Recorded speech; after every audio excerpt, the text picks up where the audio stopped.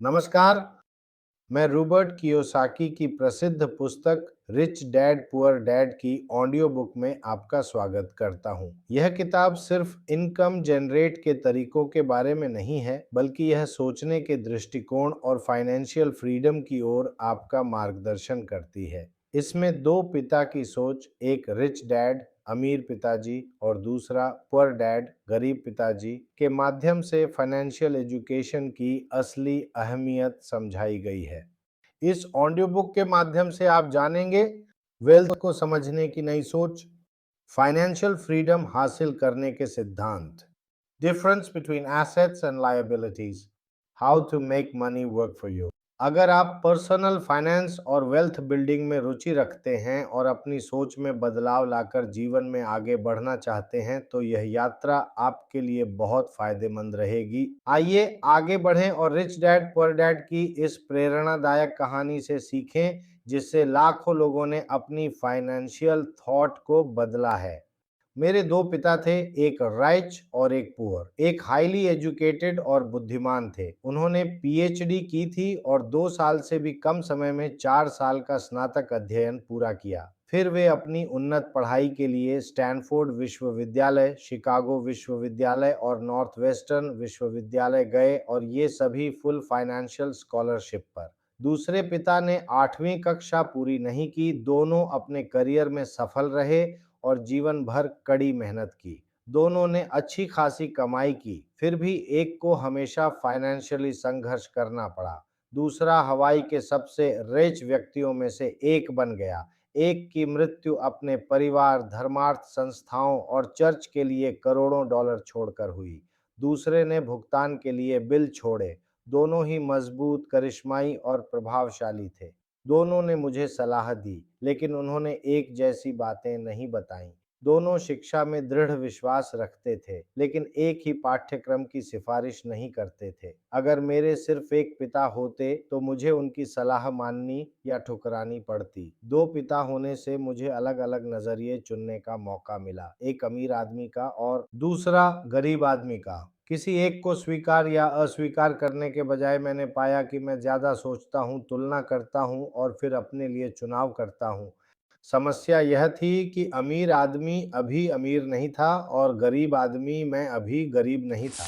दोनों ही अपने करियर की शुरुआत कर रहे थे और दोनों ही पैसों और परिवारों की समस्याओं से जूझ रहे थे, लेकिन पैसों के बारे में उनके विचार बहुत अलग थे। उदाहरण के लिए, एक पिता कहता था पैसे का मोह ही सारी बुराइयों की जड़ है। दूसरा कहता था पैसे की कमी ही सारी बुराइयों की जड़ है। एक छोटे लड़के के रूप में दो मजबूत पिताओं का मुंह पर प्रभाव होना मुश्किल था। मैं एक अच्छा बेटा बनना चाहता था और उनकी बातें सुनना चाहता था, लेकिन दोनों पिता एक जैसी बातें नहीं कहते थे। उनके नजरिए में, खासकर पैसों के बारे में, इतना ज्यादा अंतर था कि मैं उत्सुक और आकर्षित हो गया। मैं लंबे समय तक सोचने लगा कि दोनों क्या कह रहे हैं। मेरा ज्यादातर निजी समय चिंतन में बीतता था। खुद से प्रश्न पूछता था, जैसे वह ऐसा क्यों कह रहा है, और फिर वही प्रश्न दूसरे पिता के कथन के बारे में पूछता था। यह कहना ज्यादा आसान होता कि हाँ, वह सही कह रहा है, मैं इससे सहमत हूँ, या फिर बस यह कहकर दृष्टिकोण को अस्वीकार कर देना कि बूढ़े आदमी को पता ही नहीं है कि वह क्या बात कर रहा है। इसके बजाय मेरे दो प्यारे पिता होने के कारण मुझे सोचने और अंततः अपने लिए सोचने का एक तरीका चुनने पर मजबूर होना पड़ा। एक प्रक्रिया के रूप में अपने लिए चुनना किसी एक दृष्टिकोण को स्वीकार या अस्वीकार करने की तुलना में लंबे समय में कहीं अधिक मूल्यवान साबित हुआ। अमीरों के अमीर बनने, गरीबों के गरीब बनने और मध्यम वर्ग के कर्ज में डूबने का एक कारण यह है कि पैसे का विषय घर पर पढ़ाया जाता है, स्कूल में नहीं। हम में से ज्यादातर लोग पैसे के बारे में अपने माता पिता से सीखते हैं, तो गरीब माता पिता अपने बच्चे को पैसे के बारे में क्या बता सकते हैं? वे बस इतना कहते हैं, स्कूल में रहो और मन लगाकर पढ़ाई करो। बच्चा अच्छे अंकों के साथ स्नातक हो सकता है, लेकिन एक गरीब व्यक्ति की फाइनेंशियल प्रोग्रामिंग और मेंटेलिटी के साथ। दुर्भाग्य से स्कूलों में पैसा नहीं पढ़ाया जाता। स्कूल शैक्षणिक और पेशेवर कौशल पर ध्यान केंद्रित करते हैं, लेकिन वित्तीय कौशल पर नहीं। यह बताता है कि कैसे स्मार्ट बैंकर, डॉक्टर और अकाउंटेंट जिन्होंने बेहतरीन ग्रेड हासिल किए हैं, जीवन भर आर्थिक रूप से संघर्ष करते रह सकते हैं। हमारा चौंका देने वाला राष्ट्रीय आरण काफी हद तक उच्च शिक्षित राजनेताओं और सरकारी अधिकारियों के कारण है, जो पैसे के विषय में बहुत कम या बिना किसी प्रशिक्षण के वित्तीय निर्णय लेते हैं। आज मैं अक्सर सोचता हूं कि क्या होगा जब हमारे पास लाखों लोग होंगे जिन्हें वित्तीय और चिकित्सा सहायता की आवश्यकता होगी। वे फाइनेंशियल सपोर्ट के लिए अपने परिवारों या सरकार पर निर्भर होंगे। क्या होगा जब मेडिकेयर और सामाजिक सुरक्षा के पैसे खत्म हो जाएंगे? अगर बच्चों को पैसे के बारे में सिखाने का काम माता पिता पर ही छोड़ दिया जाता रहेगा, जिनमें से ज्यादातर गरीब होंगे या पहले से ही गरीब हैं, तो देश कैसे बचेगा? क्योंकि मेरे दो प्रभावशाली पिता थे, मैंने उन दोनों से सीखा। मुझे हर पिता की सलाह पर विचार करना पड़ा और ऐसा करने से मुझे किसी के विचारों की शक्ति और जीवन पर प्रभाव के बारे में बहुमूल्य अंतर्दृष्टि प्राप्त हुई। उदाहरण के लिए, एक पिता की आदत थी, मैं इसे वहन नहीं कर सकता। दूसरे पिता ने इन शब्दों के इस्तेमाल से मना किया। उन्होंने जोर देकर कहा कि मैं पूछूं, मैं इसे कैसे वहन कर सकता हूं? एक कथन है और दूसरा प्रश्न। एक आपको छूट देता है और दूसरा आपको सोचने पर मजबूर करता है। मेरे जल्द ही अमीर बनने वाले पिताजी समझाते थे कि मैं इसे वहन नहीं कर सकता जैसे शब्द अपने आप कहने से आपका दिमाग काम करना बंद कर देता है। मैं इसे कैसे वहन कर सकता हूँ जैसे सवाल पूछने से आपका दिमाग काम पर लग जाता है। उनका मतलब यह नहीं था कि आपको अपनी मनचाही हर चीज खरीद लेनी चाहिए। वह दुनिया के सबसे शक्तिशाली कंप्यूटर यानी अपने दिमाग का व्यायाम करने के बहुत कट्टर थे। वह कहते थे, मेरा दिमाग हर दिन मजबूत होता है क्योंकि मैं इसका व्यायाम करता हूँ। यह जितना मजबूत होगा, मैं उतना ही ज्यादा पैसा कमा सकता हूँ। उनका मानना था कि अपने आप मैं इसे वहन नहीं कर सकता कहना मानसिक आलस्य का संकेत है। हालांकि दोनों पिता कड़ी मेहनत करते थे। मैंने देखा कि एक पिता को आर्थिक मामलों में अपने दिमाग को सुला देने की आदत थी और दूसरे को अपने दिमाग का व्यायाम करने की आदत थी। इसका दीर्घकालिक परिणाम यह हुआ कि एक पिता आर्थिक रूप से मजबूत हुआ और दूसरा कमजोर। यह उस व्यक्ति से बहुत अलग नहीं है जो नियमित रूप से व्यायाम करने के लिए जिम जाता है और वह व्यक्ति जो सोफे पर बैठकर टेलीविजन देखता है। उचित शारीरिक व्यायाम आपके स्वास्थ्य की संभावनाओं को बढ़ाता है और उचित मानसिक व्यायाम आपके धनवान होने की संभावनाओं को बढ़ाता है। मेरे दोनों पिताओं के दृष्टिकोण विपरीत थे और इसका असर उनके सोचने के तरीके पर भी पड़ा। एक पिता का मानना था कि अमीरों को कम भाग्यशाली लोगों की देखभाल के लिए ज्यादा कर देना चाहिए। दूसरे का कहना था, कर उत्पादन करने वालों को दंडित करते हैं और उत्पादन न करने वालों को पुरस्कृत करते हैं। एक पिता ने सुझाव दिया, मेहनत से पढ़ाई करो ताकि तुम्हें काम करने के लिए एक अच्छी कंपनी मिल सके। दूसरे ने सुझाव दिया, मेहनत से पढ़ाई करो ताकि तुम्हें खरीदने के लिए एक अच्छी कंपनी मिल सके। एक पिता ने कहा, मैं अमीर नहीं हूं क्योंकि मेरे पास तुम बच्चे हो। दूसरे ने कहा, मुझे अमीर होना ही चाहिए क्योंकि मेरे पास तुम बच्चे हो। एक ने खाने की मेज पर पैसे और व्यापार के बारे में बात करने के लिए प्रोत्साहित किया, जबकि दूसरे ने खाने के दौरान पैसे के विषय पर चर्चा करने से मना किया। एक ने कहा, जब पैसे की बात आती है तो सावधानी बरतें, जोखिम न लें। दूसरे ने कहा, जोखिम प्रबंधन करना सीखें। एक का मानना था, हमारा घर हमारा सबसे बड़ा निवेश और हमारी सबसे बड़ी संपत्ति है। दूसरे का मानना था, मेरा घर एक बोझ है और अगर तुम्हारा घर तुम्हारा सबसे बड़ा निवेश है तो तुम मुसीबत में हो। दोनों पिता समय पर अपने बिल चुकाते थे, फिर भी एक ने पहले अपने बिल चुकाए जबकि दूसरे ने अपने बिल सबसे आखिर में चुकाए। एक पिता का मानना था कि कंपनी या सरकार आपका और आपकी जरूरतों का ध्यान रखेगी।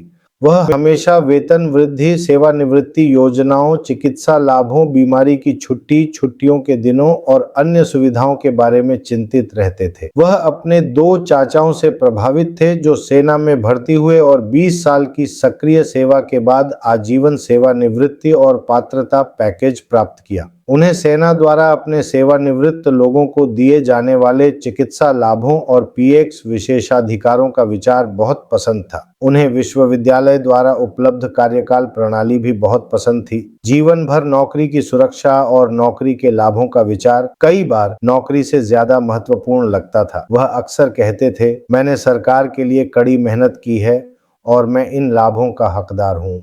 दूसरे पिता पूर्ण वित्तीय आत्मनिर्भरता में विश्वास करते थे। उन्होंने पात्रता की मानसिकता के खिलाफ आवाज उठाई और बताया कि कैसे यह कमजोर और आर्थिक रूप से जरूरतमंद लोगों को पैदा करती है। वह आर्थिक रूप से सक्षम होने पर जोर देते थे। एक पिता को कुछ पैसे बचाने के लिए संघर्ष करना पड़ा। दूसरे ने निवेश किया। एक पिता ने मुझे एक प्रभावशाली रिज्यूमे लिखना सिखाया ताकि मैं एक अच्छी नौकरी पा सकूं। दूसरे ने मुझे मजबूत व्यावसायिक और वित्तीय योजनाएं लिखना सिखाया ताकि मैं नौकरियां पैदा कर सकूं। दो मजबूत पिताओं की संतान होने के कारण मुझे यह देखने का सौभाग्य मिला कि अलग अलग विचारों का जीवन पर क्या प्रभाव पड़ता है। मैंने देखा कि लोग वास्तव में अपने विचारों के माध्यम से अपने जीवन को आकार देते हैं। उदाहरण के लिए मेरे गरीब पिताजी हमेशा कहते थे, मैं कभी अमीर नहीं बनूंगा, और वह भविष्यवाणी सच हो गई।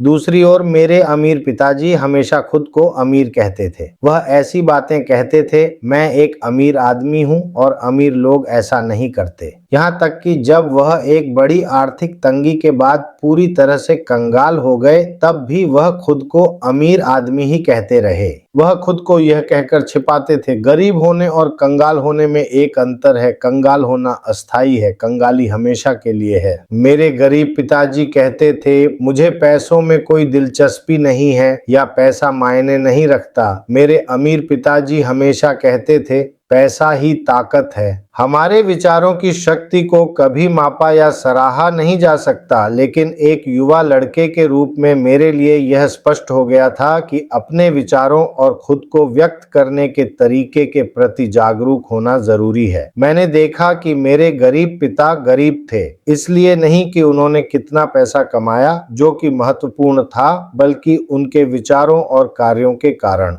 एक युवा लड़के के रूप में जिसके दो पिता थे, मुझे इस बात का पूरा एहसास हो गया कि मुझे किन विचारों को अपनाना है। क्या मुझे अपने अमीर पिता की बात माननी चाहिए या अपने गरीब पिता की? हालांकि दोनों ही पुरुषों में शिक्षा और सीखने के प्रति गहरा सम्मान था, लेकिन वे इस बात पर असहमत थे कि उन्हें क्या सीखना जरूरी लगता है। एक चाहता था कि मैं कड़ी मेहनत से पढ़ाई करूं, डिग्री हासिल करूं और पैसे कमाने के लिए एक अच्छी नौकरी पाऊं। वह चाहता था कि मैं एक पेशेवर वकील या अकाउंटेंट बनने के लिए पढ़ाई करूं और एमबीए के लिए बिजनेस स्कूल जाऊं। दूसरे ने मुझे अमीर बनने के लिए पढ़ाई करने, यह समझने के लिए प्रोत्साहित किया कि पैसा कैसे काम करता है और यह सीखने के लिए कि मैं इसे अपने लिए कैसे काम में लाऊं। मैं पैसों के लिए काम नहीं करता, ये शब्द वह बार बार दोहराता था। पैसा मेरे लिए काम करता है। 9 साल की उम्र में मैंने पैसों के बारे में अपने अमीर पिताजी की बात सुनने और उनसे सीखने का फैसला किया। ऐसा करते हुए मैंने अपने गरीब पिता की बात न मानने का फैसला किया, भले ही उनके पास कॉलेज की सारी डिग्रियां थीं। रॉबर्ट फ्रॉस्ट मेरे पसंदीदा कवि हैं। हालांकि मुझे उनकी कई कविताएं पसंद हैं, लेकिन मेरी